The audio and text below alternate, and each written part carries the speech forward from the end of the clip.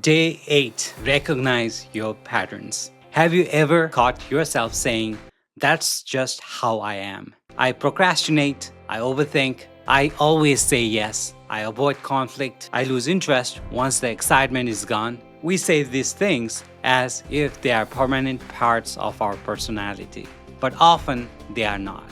They are patterns we have repeated so many times that they started to feel like identity. Today, we are going to learn how to recognize those patterns before they keep making decisions for us. Welcome to Day 8 of Become Extraordinary. I'm Nimesh Krinkel, author of Become Extraordinary in 60 Days. I lead CloudPro AI, an AI and technology consulting company, along with Data2Insights.ai, an agentic AI data platform helping businesses turn fragmented data into actionable insights. Yesterday, we talked about your values, the principles you want your decisions to reflect. But knowing your values does not automatically mean you live by them. You can value your health and still overwork. You can value family and still spend every evening looking at your phone. You can value growth and still avoid the conversation that would actually help you grow.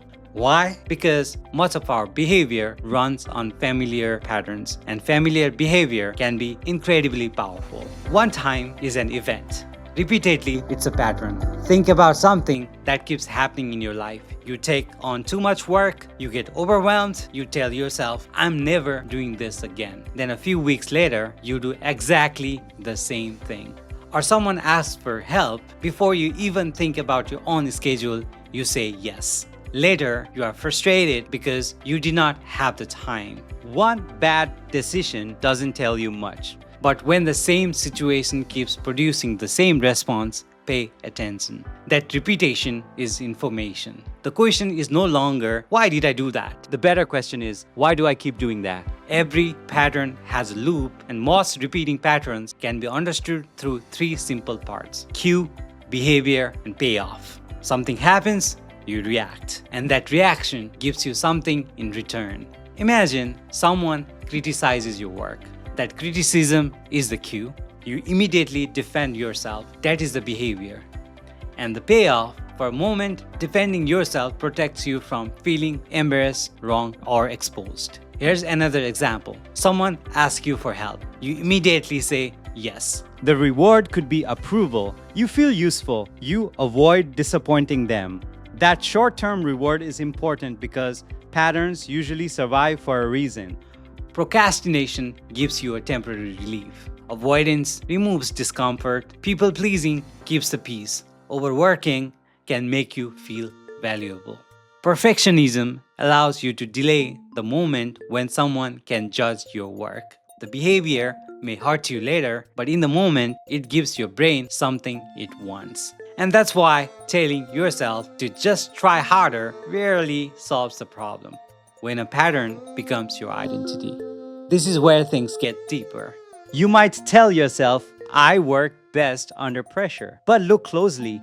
Do you actually work better under pressure? Or have you practiced waiting until pressure forces you to act? You may say, "I'm just a nice person." But what happens inside you when you have to tell someone no? You may describe yourself as extremely independent, but is independence always the goal? Or have you learned that asking for help feels uncomfortable? There's a big difference between "this is who I am" and "this is what I learned to do." One feels permanent, the other can change. A behavior you have practiced for years can feel natural without actually being who you are. Your patterns become your reputation. Patterns don't only affect your personal life, other people experience them too, especially at work. Repeated lateness can become "he's unreliable." Repeated silence can become "she does not contribute much." Constantly rescuing everyone can turn you into the person people automatically give more work to. Avoiding difficult conversations can make people question whether you're ready to lead. Most reputations aren't created through one dramatic event. They're built through small behaviors people see again and again. That means your career is being influenced not only by your talent, but also by what people have learned to expect from you. And changing those expectations start by changing the patterns. So today's exercise, map one repeating pattern. Don't try to fix your entire life today. Choose one pattern, something that has happened at least a few times, then answer 5 questions. 1. What keeps happening? For example, I keep taking on more work than I can realistically finish. 2. What usually starts it? Be specific. Your manager asks for help. A client sends an urgent message. Someone looks disappointed. You feel behind. You get bored. Something happens right before the behavior. Find that moment. 3. What do you normally do? Using the example, I immediately say yes. 4. What do you get from doing it? This is the important part. Perhaps you feel dependable, you receive approval, you avoid disappointing someone, you escape an uncomfortable conversation. Don't judge the answer.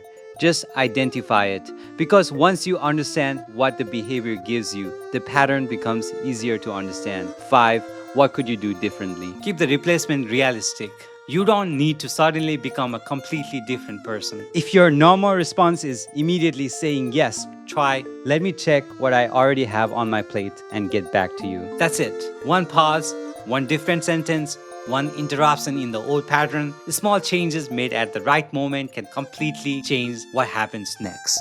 Today's 7-minute practice. Take 7 quiet minutes today. Choose one recent moment when this pattern showed up. Replay it slowly. What happened right before it? What did you feel in your body? What thought appeared? What did you do? And what did you get from that response? Then replay the situation again. This time, change one thing. Pause, take a breath, say the new sentence, choose the new action. Imagine yourself actually doing it, not perfectly, just differently.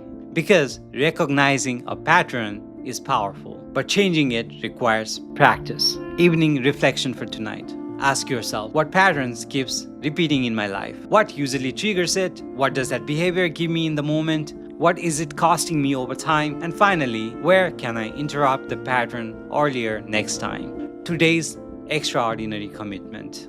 Just say, I'll pay attention to the patterns I repeat. I'll understand what keeps them alive and practice a better response when the trigger appears. A pattern is not permanent simply because it feels familiar. Familiar only means you've practiced it many times, and anything you practice can become stronger, including a better response. Tomorrow is day 9. And we're going to explore something that quietly shapes your behavior every single day, your environment. I'll see you next time. Thank you.